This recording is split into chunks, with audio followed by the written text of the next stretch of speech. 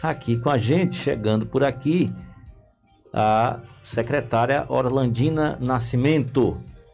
Isso. Vou ajustar aqui a câmera dela. Vou botar aqui para ela aparecer bem ali. Tá me vendo bem? Tô vendo. E ouvindo? Também. Ai, que bom. Boa tarde, Orlandina. Boa tarde, Léo. Boa tarde, Nath. Ivanildo, que saiu aí, não foi? E volta na estante. E nosso querido Ezequiel, que me deu um calor, viu, Léo, esses dias. Ezequiel, Rapaz, isolamento não é fácil, né? Você fica meio piradinho mesmo. E aí ele me ligava toda hora, todo dia, todo momento. O que eu faço agora? É minha madrinha, tem que fazer isso. Aí eu falava a ele, seu vá contar a afilhado, sua história, vá contar como é o isolamento, como é estar no isolamento. Como é essa perspectiva de achar se está com a doença ou não. Ele vai fazer uma série do podcast só para contar como é que foi. Eu pensei até dele fazer em tempo real. Isso. Mas na verdade... A gente nem falou isso aqui com a nossa audiência, né? O Ezequiel, Eita, eu contei um segredo? Ele contou um segredo, viu, pessoal? O Ezequiel, nosso Ezequiel Pereira, ele o povo já fala que eu fico... Tem gente que diz que eu fico... Ele entrou como nos casos suspeitos de Covid, foi pro isolamento, né? E ficou meio... Ezequiel ficou uma pilha, né? Com medo, né? Isso. E a gente tranquilizava ele. Agora Orlandina está nos contando aqui que também passou aperto com Ezequiel, né? Na verdade... Você não está não, Ezequiel. Na verdade, a gente faz isso com todo mundo, né? Todos que eu... Ele teve contato com uma pessoa, né? Que teve coronavírus, mas ele estava de máscara. Ele estava mais, mesmo assim, ele... Mas o problema é que tá todo mundo de máscara, né? Todo mundo tá de máscara. E todo mundo usa álcool em gel, todo mundo mantém alguma distância, mas o vírus é maroto, né? Por algum lugar ele passa. Nem sempre, viu, Léo? Nem sempre tá todo mundo de máscara, nem sempre tá todo mundo usando álcool gel, nem sempre estão lavando as mãos. Nós estamos, mas... Isso, e nem sempre estão respeitando a distância. Então, a gente...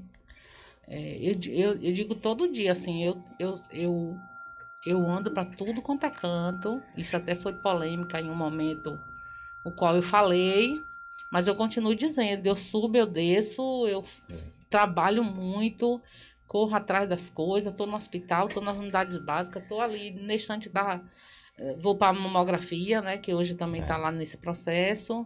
Fui sexta, fui sábado, vou para a prefeitura, vou para vários lugares, mas eu tenho o cuidado o tempo todo de pensar que o que eu estou fazendo para me proteger?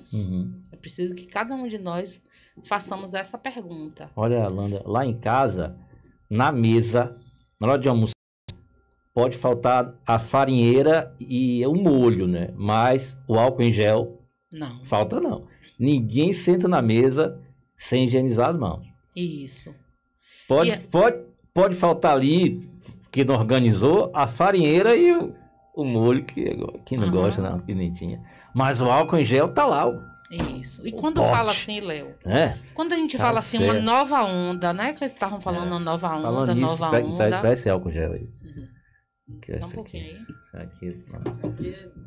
Uma nova onda. Aí. O que aconteceu? A nova onda, uma onda já fala, né? Quando ela vem, ela pega quem estiver desprevenido, né? Pois é. Então, a nova onda vai pegar quem estiver desprevenido. Eu sei, Léo, que não é fácil usar máscara. Olha a onda. A máscara não combina com o calor. Horrível. Que a gente tem nessa Bahia. Mas, infelizmente, ainda é a única forma que a gente tem de nos prevenir. Não adianta botar máscara e tirar ela do nariz, tirar ela da boca, né? Mas, Orlandina, por que fechou o centro da Covid de Santo Estevão no final de novembro, exatamente no dia 30 de novembro? Por que fechou? Bom, o centro de Covid, como eu sempre falei a todos vocês, ela era uma unidade provisória, né? Essa unidade provisória, ela tinha início e fim, né? Então, nossa previsão era realmente 30 de novembro, considerando que os atendimentos que foram feitos lá, considerando a a aceitação da própria comunidade e o que aconteceu lá nesse processo, né? O centro de Covid, como o que aconteceu dentro desse momento e o que se era necessário ou não que ele continuasse lá. Então, isso foi uma decisão muito técnica, muito segura, né? Muito pé no chão e assim a gente o fez. Aí eu lhe digo, Léo, o centro de Covid, a gente, do dia 22/6 até o dia 30 de novembro, nós só internamos 41 pessoas. Então, dessas 41 pessoas, a maioria foram reguladas. Ou então deu uma melhorada, voltou para casa. Então, foi bem pouco. E, assim, paralelo ao atendimento do Covid, a gente também continuava tendo atendimento nas nossas unidades básicas de saúde, como continua tendo. Antes de ter o centro de Covid, durante o tempo de Covid e agora com o Covid fechado.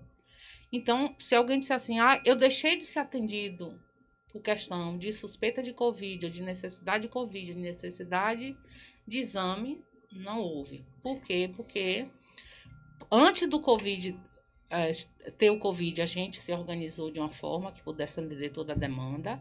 Claro que no início não tinha SUAB, não tinha teste rápido, não tinha um monte de coisa. Então, os serviços eles foram ampliados,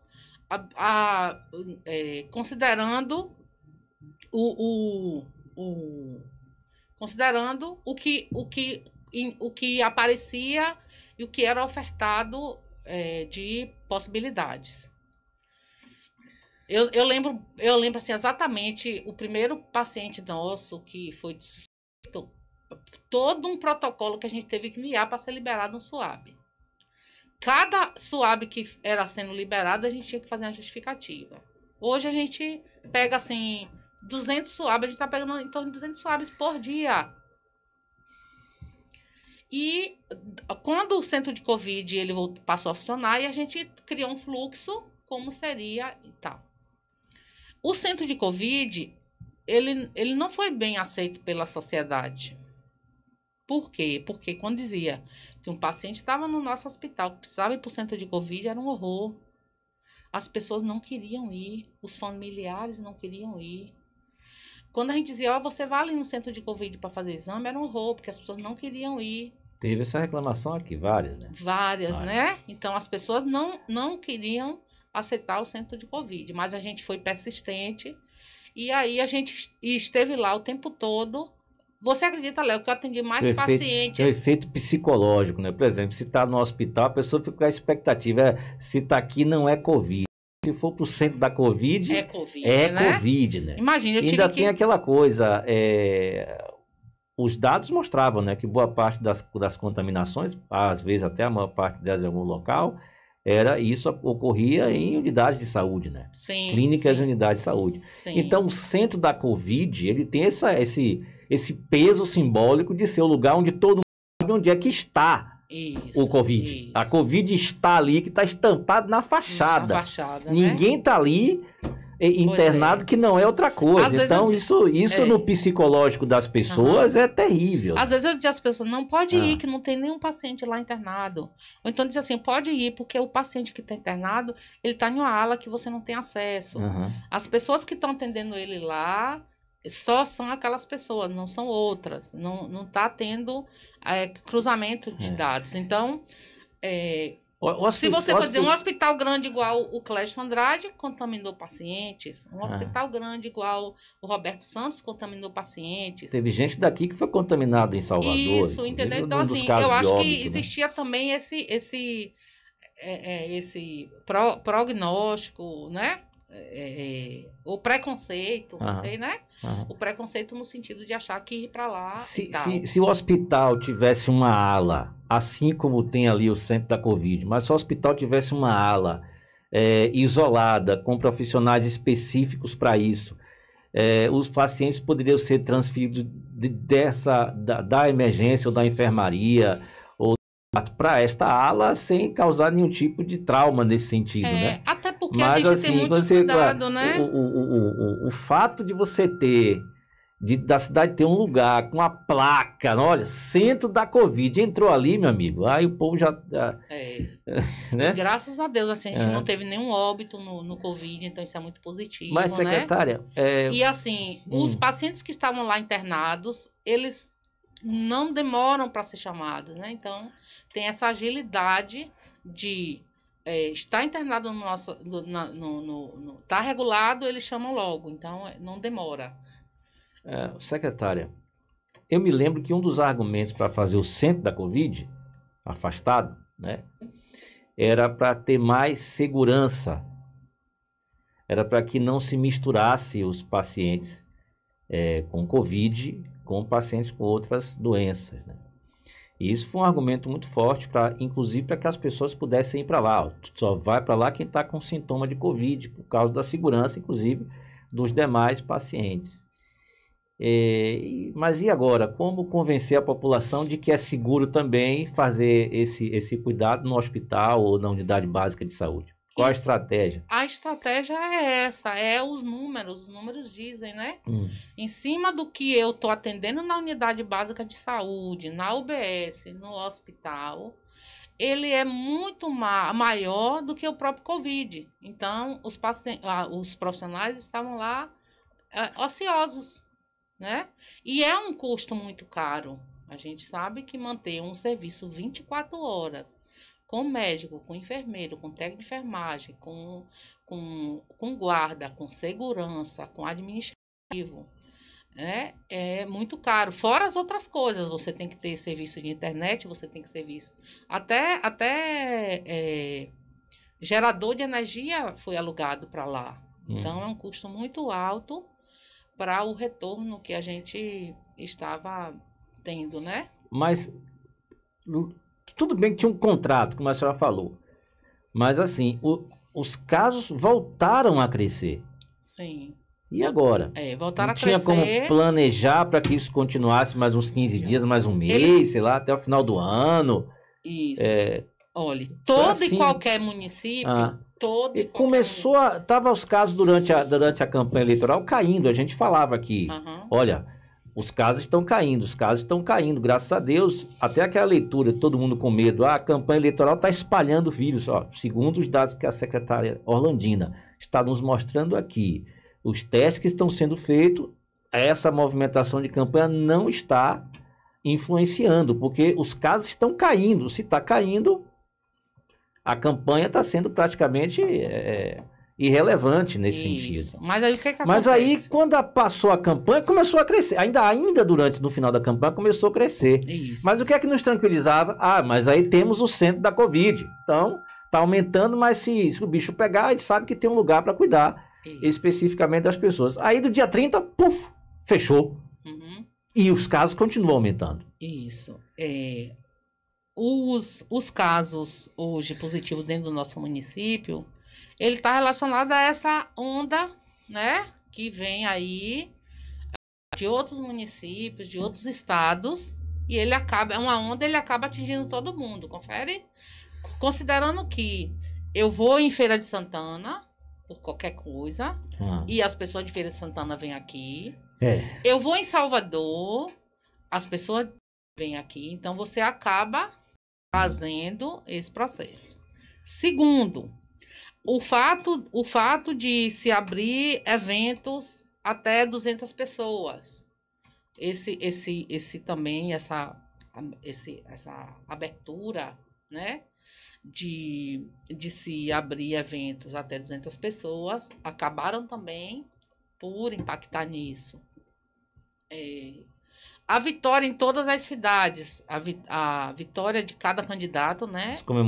As comemorações pela vitória, elas, além do dia da eleição, ainda tem locais que ainda estão continuando fazendo as comemorações, as festas, aquele que teve que pagar uma festa porque perdeu, que fez uma aposta, e aí vai. Então, assim, essa onda, ela pega todos os municípios e a gente precisa, na verdade, avaliar, tá avaliando o tempo todo, porque é isso que o município tem que fazer diariamente, avaliar e em cima disso, tomar as providências que precisa ou não. Para colaborar com o que a senhora está falando aí, tem pergunta nesse sentido aqui. A senhora acha que a campanha influenciou, então? Olha. Influenciou não, né? Porque durante a campanha, o que a gente dizia, inclusive, aqui é que não. Mas agora, nesse aumento, a senhora acha que a campanha influenciou? Eu acho que o que influenciou foi a vitória, na verdade, né? A vitória influenciou porque todas as pessoas partiram para comemorar. Partiram para comemoração, se abraçaram, tomaram uma cervejinha, aí esquece a máscara. Então, aconteceu muito essa levada. Eu digo porque, assim, eu tenho contato com todos os meus colegas secretários e a gente acaba conversando. Então, isso foi uma coisa macro. E também esses eventos, porque começou a ter as músicas ao vivo, os barzinhos. Então, quando você chega em qualquer lugar desse, você chega com máscara, você chega bem, mas depois você começa a beber, a máscara já você quer comer, aí faz o trem da alegria, beija na boca. Isso, compartilha o mesmo copo, né? Vou tomar uma quentinha aqui, toma aqui um pouquinho, e aí vai. Então, a gente sabe o que é isso. Cada pessoa que pegou o vídeo sabe... A maioria das vezes sabe aonde pegou. Sabe como pegou e por que pegou. Confere? Ou não? Não sei. Nath? Eu não sei. Eu acredito que tenha pessoas que não sabem. Em algum momento não sabem. Em algum momento não. Mas até um dinheiro. Eu não estou dizendo que você estava em farra ou em festa.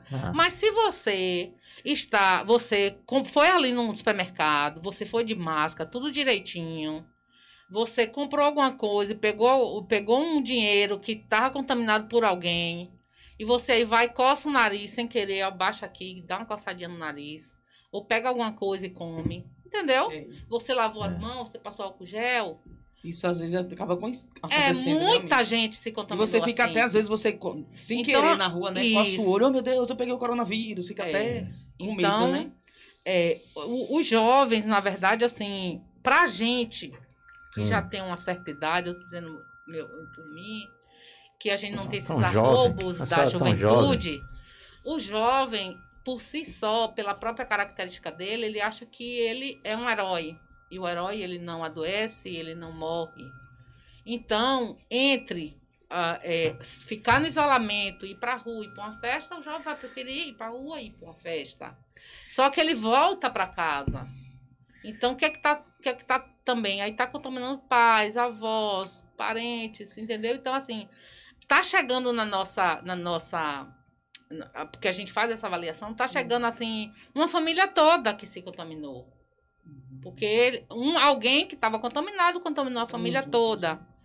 Entendeu? Então, assim, colegas de trabalho... chegou contaminado dentro do seu trabalho, não sabia às vezes que estava de Covid e acabou contaminando os outros. Então, tem uma levada de contaminação de trabalho, de casa e das festas também, né, gente? As festas, elas estão ocorrendo, ou festas particulares, familiares, ou as festas que tem barzinho, que agora já tem um novo decreto, né?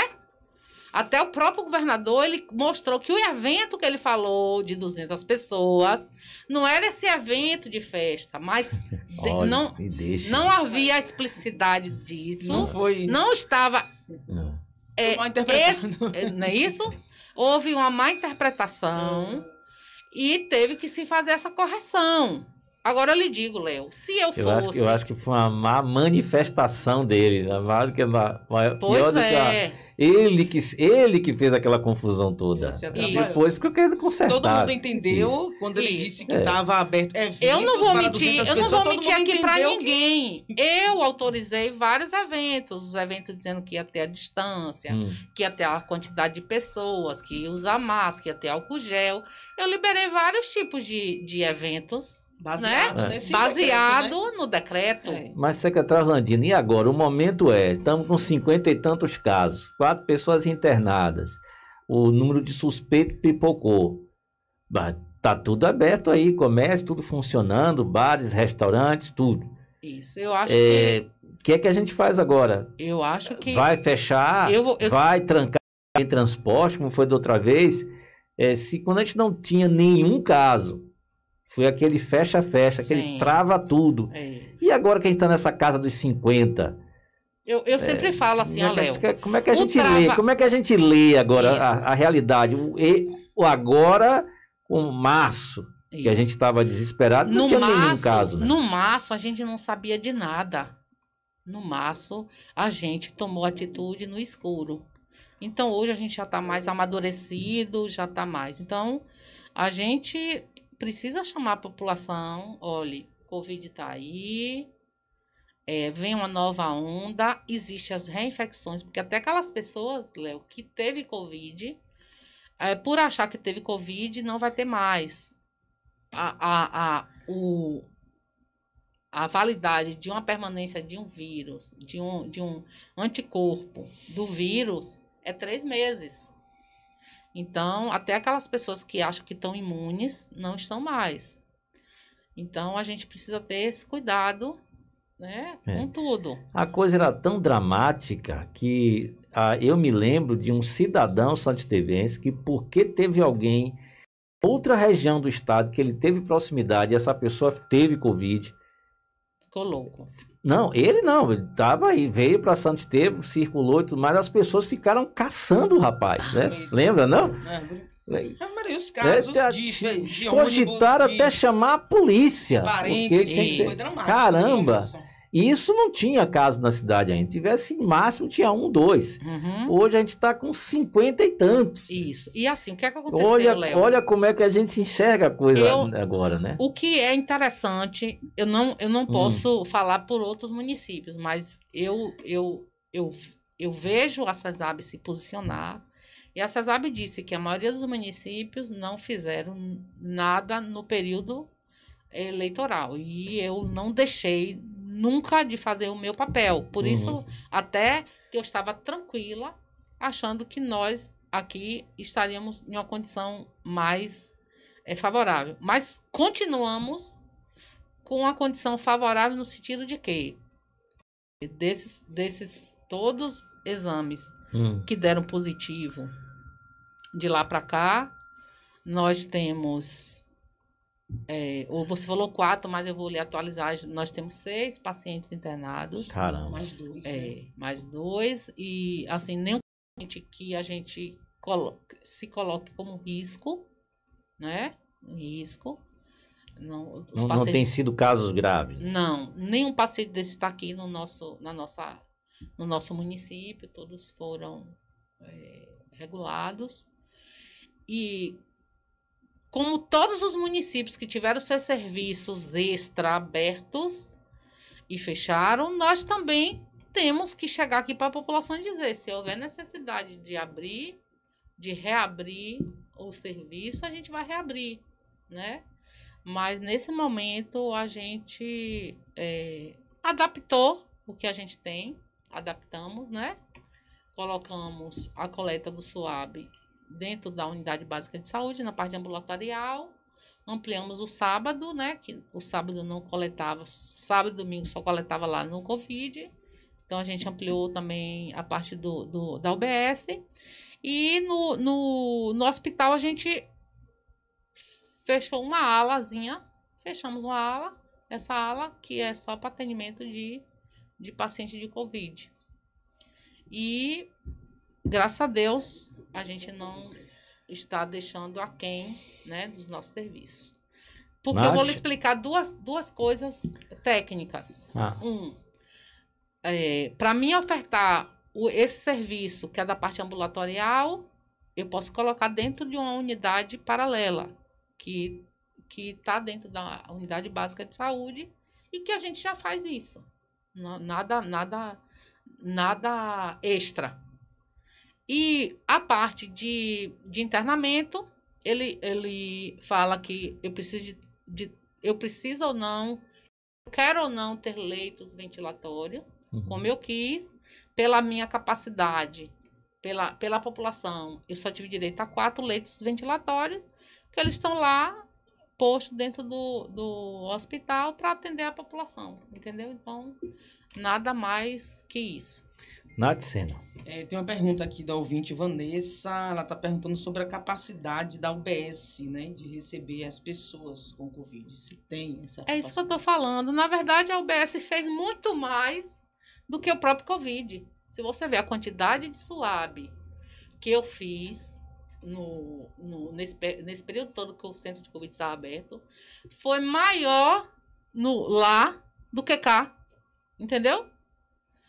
Então, hoje aí a gente fez o quê? A gente fez ampliação de serviço e a gente também não pode comparar, Léo, a quantidade que a gente tinha naquele momento mesmo de pico com esse momento agora, né?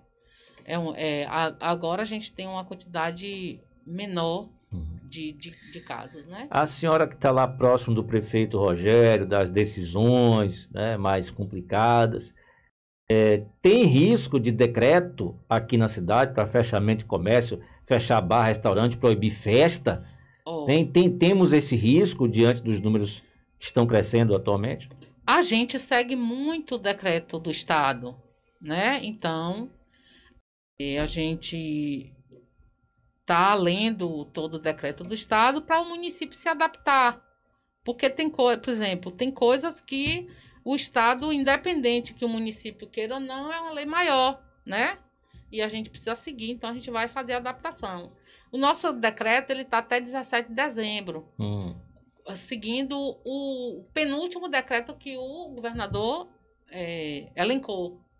Só que eu agora vou ter que alterar, ler o que está posto de novo, e adequar às exigências do governo do estado e até do próprio Ministério da Saúde, porque isso não é só no município de Santo Estevão, né? Essa demanda, esse aumento é no Brasil todo.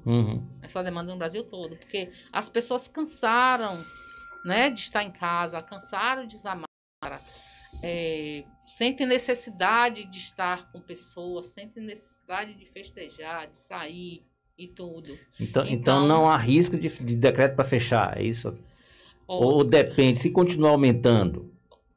Porque assim, como eu te falei, a gente está aí com 50 casos, se chegar a 70, 80, 100, o que é que pode acontecer? As nossas decisões, elas são tomadas a partir de uma avaliação municipal, que eu falei já a vocês aqui, são 6 itens que a gente avalia, que é a quantidade de exames que eu faço em cima do que foi positivo, a quantidade de leitos disponíveis, a quantidade de UTI disponível, né?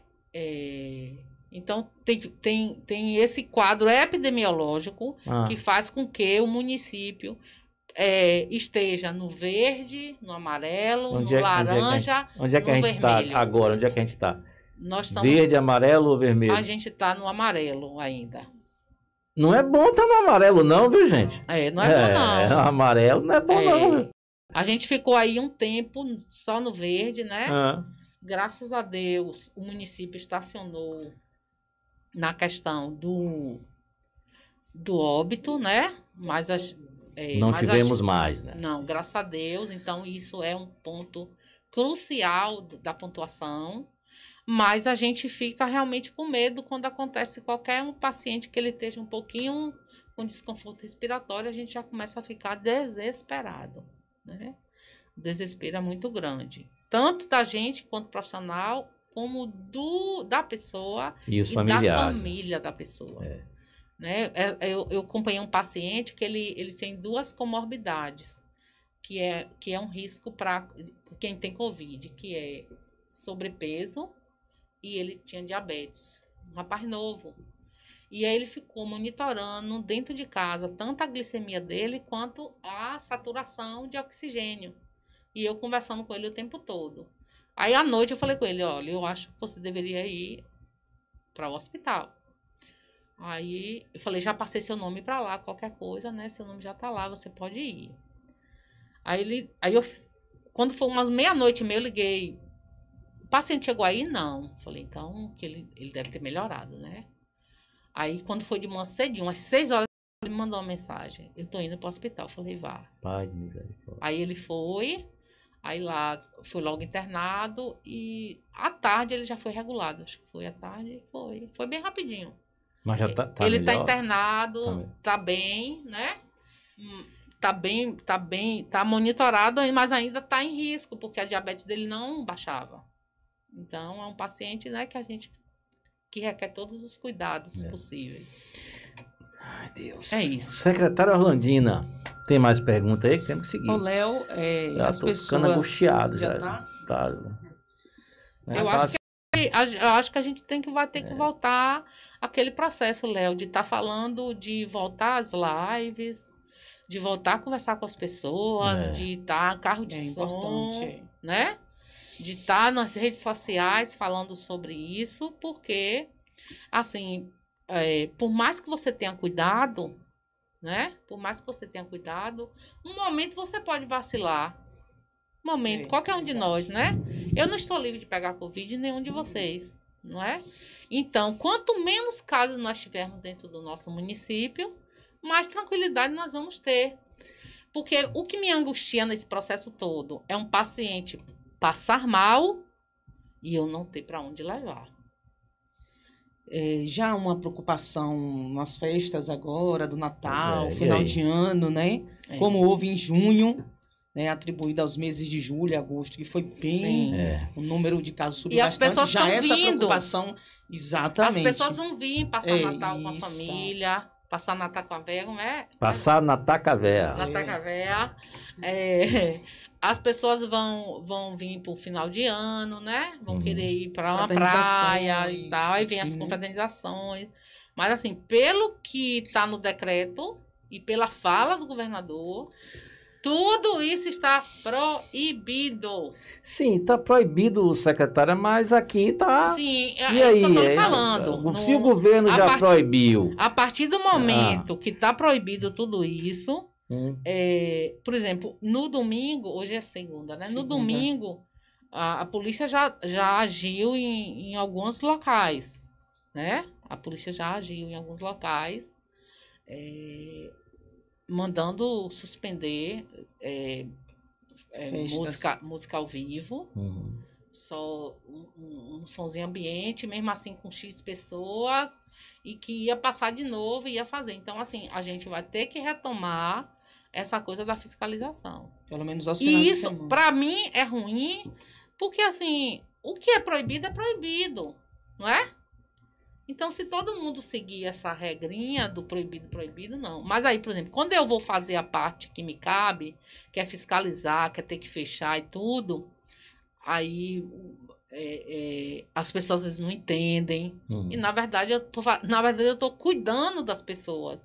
Eu estou fazendo aquilo para que as pessoas não se contaminem em massa. Porque toda preocupação é essa.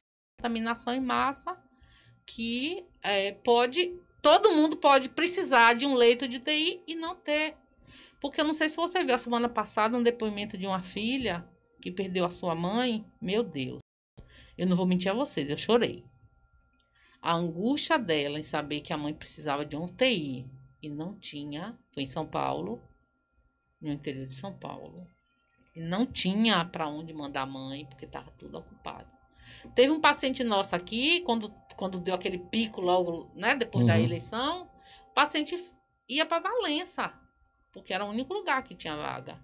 Aí o pessoal falou, Orlandina, vai para Valença? Eu falei, vai ter que ir. Agora, eu quero uma UTI móvel, quero que o Estado me disponibilize uma UTI móvel para que eu possa levar esse paciente. E graças a Deus, o Estado disponibilizou. Mas é essa a nossa preocupação também, né? De precisar de uma UTI e a gente não ter para onde encaminhar.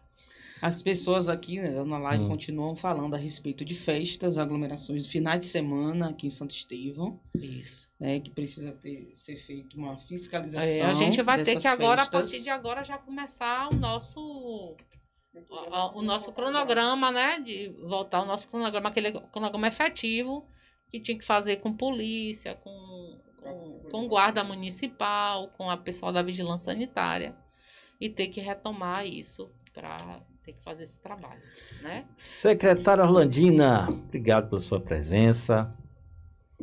Estamos nas mãos de vocês, das autoridades e também nas mãos de Deus, né? E nas nossas mãos na mão também, de cada um, né? Cuidar, né? É preciso que a gente tome a responsabilidade para si, né? Todos nós.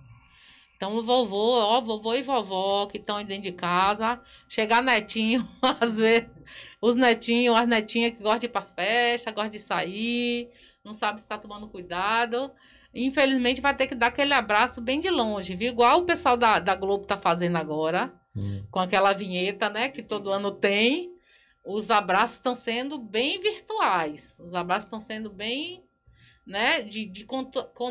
Contando história. Desenho animado, através de desenho animado. É mímica, né? A mímica, a gente está se abraçando dessa forma. Porque o mais risco que tem são os idosos e as pessoas com comorbidades. Eu tive uma paciente que ela não quis ficar internada, o médico falou que ela tinha que ficar, ela se recusou a ficar internada. E quando foi no outro dia, ela estava bem mal. E aí precisou, correndo, internar quando viu que a coisa não era fácil. E outra situação. A maioria dessas pessoas que pegaram o Covid agora são adultos. E muita gente sofreu. Né? Foi acompanhado, disponibilizamos uma medicação, monitorados, fizemos o telemonitoramento e muita gente sofreu. Muita gente ficou apavorada, com medo de morrer. Muita gente ficou apavorada com medo de morrer. Porque assim, eles me ligam e me falavam, né? Eu sempre estou falando com as pessoas, com a maioria das pessoas tá, com positivo de Covid. E chegava um momento que elas ficavam tão desesperadas que ligavam para mim, Orlandina, eu estou sentindo isso, assim, dessa forma assim. E a gente precisar acalmar, precisar tranquilizar, e liga para o médico liga para o paciente, e aí vai. Então, né, cada pessoa...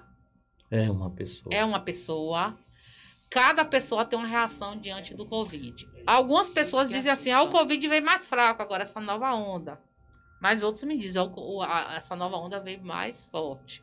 Eu digo assim, dos secretários que eu estou conversando, né, dos outros municípios. Uns acham que a onda que veio mais fraca e outros acham que a onda que veio mais forte.